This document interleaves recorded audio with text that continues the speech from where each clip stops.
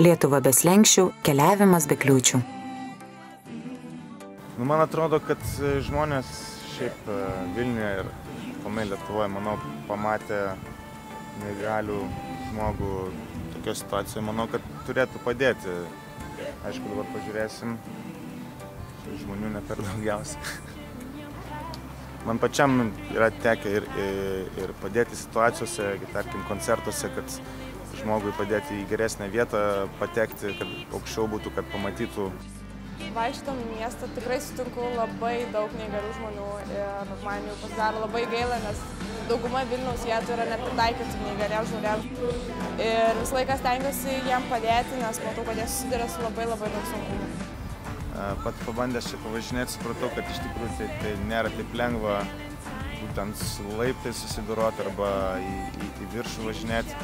Tai kažkaip labai tikiuosi, kad bent jau viešose vietose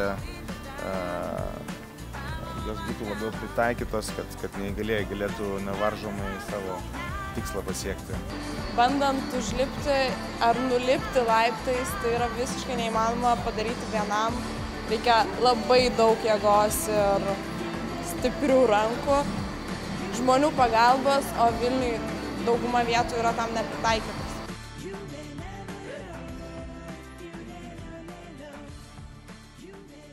Lietuvos žmonių su negalia sąjunga pristato. Projektas Lietuva be slenksčių skirtas neįgaliems, siekiant paskatinti juos dažniau išeiti į viešumą ir mėgautis kelionėmis be kliūčių.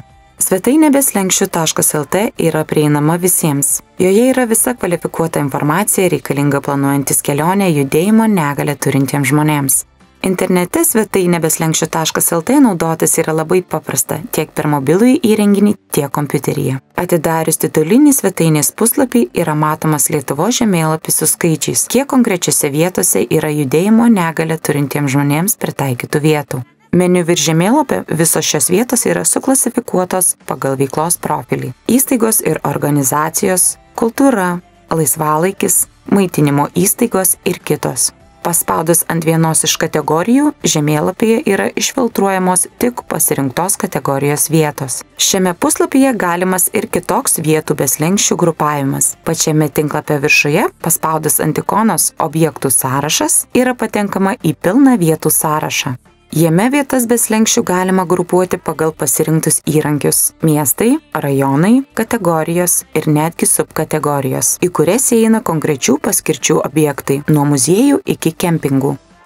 Taip pat šis paieškos įrankis padeda išfiltruoti vietas pagal pritaikymo žmonėms su judėjimo negalia lygį. Maksimaliai prieinamas, riboto prieinamumo ir visiškai neprieinamas objektas. Norint prisijungti prie iniciatyvos ir pritaikyti viešasias erdves žmonėms su judėjimo negalia, kviečiame apsilankyti internetinėme puslapyje Universali architektūra. Jame rasite visą reikiamą informaciją, kaip sukurti aplinką suteikiančią judėjimo laisvę. Beslenksčių.lt autoriai taip pat sudarė rekomenduojamų žmonėms su judėjimo negalia maršrutų sąrašą. Šis puslapis yra nuolat pildomas tam, kad kiekvienas neįgalusis pasinaudotų šiais duomenimis ir galėtų kuo savarankiškiau judėti aplinkoje. Lietuva be slenksčių, keliavimas be kliūčių.